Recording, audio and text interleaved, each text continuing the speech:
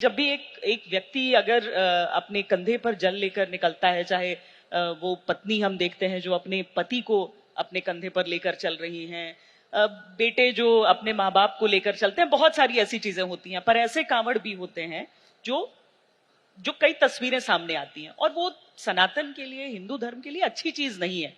आपको उस उपद्रव के बारे में क्या कहना है? क्या वो धर्म की समझ कम है, या आप हर बात पर हाथ उठा दें, मारपीट कर लें, थोड़ी सी ठोकर लग जाए, या फिर आप मान रहे हैं कि वो ठीक है, कुछ हुआ होगा उनके साथ?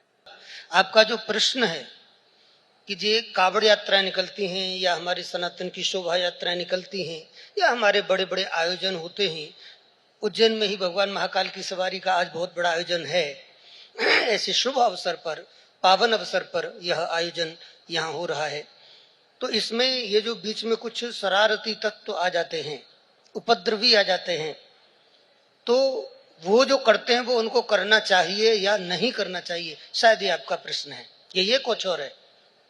अगर यही प्रश्न है तो इसका उत्तर है कि नहीं करना चाहिए। जब हम किसी सात्विक भाव से, भक्ति भाव से, श्रद्धा के भाव से भगवान की आराधना करने जा रहे हों, साधना करने जा रहे हों, अपने मन को परमात्मा में संलग्न करने जा रहे हों, समर्पित करने जा रहे हों, तो उस समय हमारे अंदर उग्रता के भाव नहीं आने चाहिए। उस समय हमारे अंदर इस प्रकार के भाव नहीं आने चाहिए जिससे कि स्वयं हम पर तो गलत प्रभाव पड़े ही, लेकिन साथ ही साथ समाज पर भी गलत प्रभाव पड़े और गलत संदेश जाए। मैं जहां तक समझता हूं, भगवान शिव की भक्ति में हर व्यक्ति, चाहे वो ज्ञानी है या अज्ञानी है, कोई भी हो, इवन हम यहाँ तक भी कह सकते हैं कि भूत प्रेत भी परमात्मा शिव से प्रेम करते हैं। उनके विवाह में जो दृश्य हमने देखा है, सामने आता है ग्रंथों के माध्यम से, तो भगवान शिव की भक्ति सब करते हैं। उसमें अलग अलग तरह के लोग हो सकते हैं, मुंडे मुंडे मतिर भिन्ना, इस प्रकार के अलग अलग विचारधाराओं के लोग उसमें होते हैं। तो मैं एक दृष्टि से भी कहना चाहूंगा कि इसको हम एक प्रकार से अपवाद भी समझ सकते हैं। इसको इतना फोकस करने की जरूरत नहीं है। फोकस हमको ये करना चाहिए कि धन्याः भारतो देशो, धन्याः भारत संस्कृति, भारतीय जनाः धन्याः, धन्यास्माकं परंपरा। ये हमारी परंपरा कितनी धन्य है, ये देश कितना धन्य है, इसकी संस्कृति कितनी धन्य है कि हजारों वर्ष हो गए, लेकिन इन परंपराओं का जो अस्तित्व है, इन परंपराओं की जो आत्मा है, जो मूल है, जो जड़ है, वो नष्ट नहीं हुई। आखिर इसमें क्या ऐसा है? आज से हजारों वर्ष पहले भारतीय सनातन परंपरा का एक बहुत ही शुभ चिन्ह, मांगलिक चिन्ह, विजय चिन्ह है स्वस्तिक। स्वस्तिक पर जब हार्मेंट अंसर्ट जैसा साइंटिस्ट रिसर्च करता है तो वो पाता है कि स्वस्तिक में, स्वस्तिक यानी स्वास्तिक भी उसका उच्चारण होता है, उसमें 10 लाख बोबिस स्केल पॉजिटिव एनर्जी है। देखने में वो एक चिन्ह है, लेकिन वो पाता है कि पॉजिटिव एनर्जी का सोर्स है, तो उसका दीवाना हो जाता है। उसके लिए वो भी यंत्र की वो रचना करता है, उसकी पॉजिटिव एनर्जी मापता है। तो वो जब वो प्रभावित होता है तो मैं समझता हूं कि पूरा विश्व प्रभावित होता है। और जितना भारत में स्वस्तिक को सम्मान मिला, उतना ही सम्मान स्वस्तिक को विदेशों की धरती पर भी मिला। हालांकि हिटलर के आने के बाद, हिटलर ने जब स्वस्तिक को अपनाया और अपनी सेना का उसको एक प्रतीक बनाया और अपने फ्लैग में उसको स्थान दिया, अपनी पार्टी के फ्लैग में, हिटलर के नाम पर जब हिटलर तानाशाही बन गया तो उसका कुछ दुष्प्रचार भी वहां हुआ। उसके बारे में लोगों ने कुछ एक डिफरेंट एंगल से भी उसको देखा, लेकिन रियलिटी ये थी कि हिटलर ने स्वस्तिक को ब्लैक कलर का बनाया था और उल्टा बनाया था। स्वस्तिक हमेशा राइट फेसिंग बनता है, क्लॉकवाइज बनता है। रेड कलर का स्वस्तिक सबसे अधिक प्रभावी होता है। मेरा स्वस्तिक पर चिंतन है, मेरी शोध है, मेरी अनेक पुस्तकें सिर्फ स्वस्तिक पर हैं। रामचरितमानस में पीएचडी करने के बाद मेरा पूरा फोकस स्वस्तिक पर गया। मैंने उसको पाया तो मुझे पता चला कि हमारे धर्म का, सनातन धर्म का ये एक 4 लाइन का ये 4 भुजा वाला एक चिन्ह इतना प्रभावी है कि पूरी दुनिया इसके लिए नतमस्तक हो गई। तो आखिर हम कल्पना करें कि भारत देश धन्य क्यों है? भारत देश धन्य इसीलिए है क्योंकि हमारे शास्त्रों में, हमारी परंपराओं में, हमारी संस्कृति में, हमारे धर्म में, हमारी मान्यताओं में एक वैज्ञानिकता है। वो सेंसफुल भी है और साइंसफुल भी है।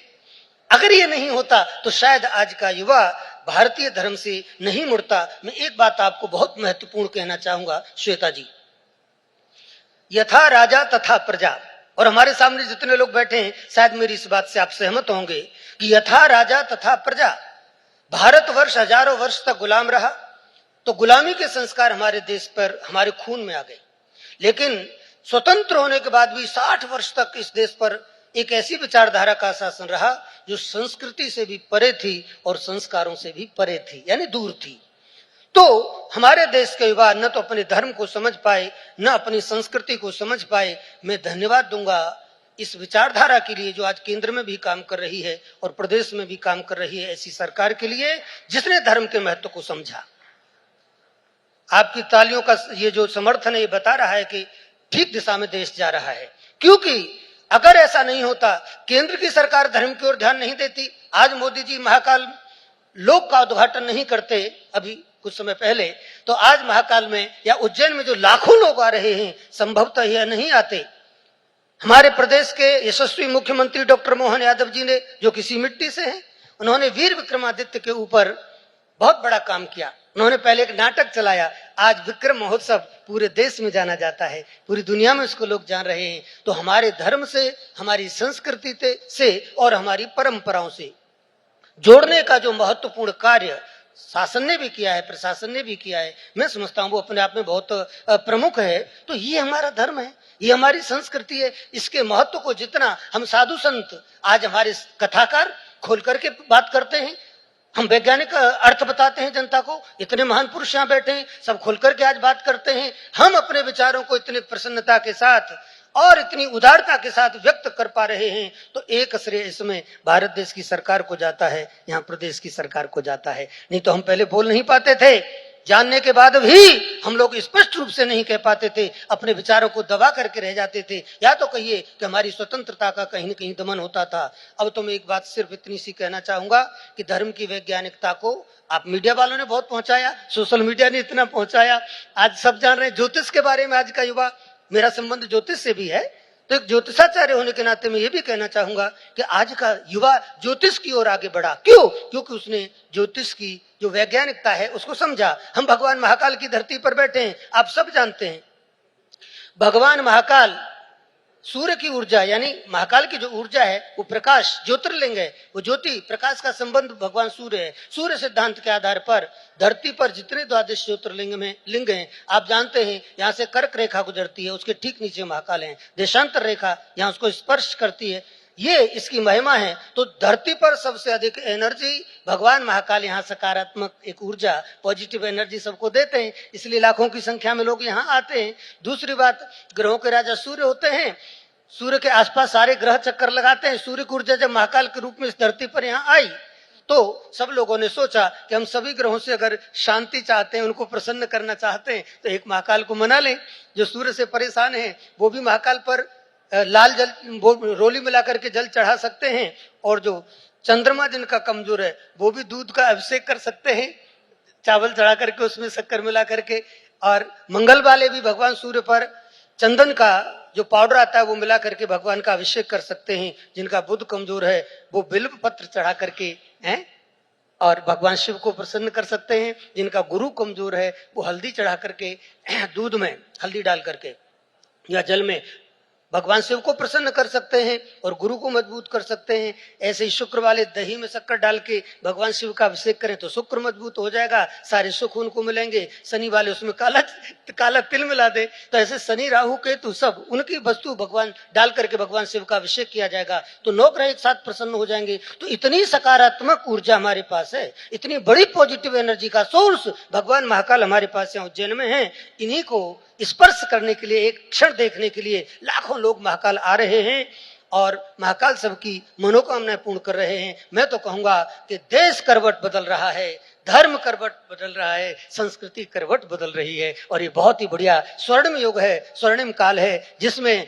मीडिया भी सकारात्मक बात कर रहा है, सरकार भी सकारात्मक बात कर रही है, हम संत सब सकारात्मक दृष्टि से कुछ कह पा रहे हैं। तो मेरी दृष्टि से इसमें बहुत ही महत्वपूर्ण है और अब भविष्य जो है सुखद होगा।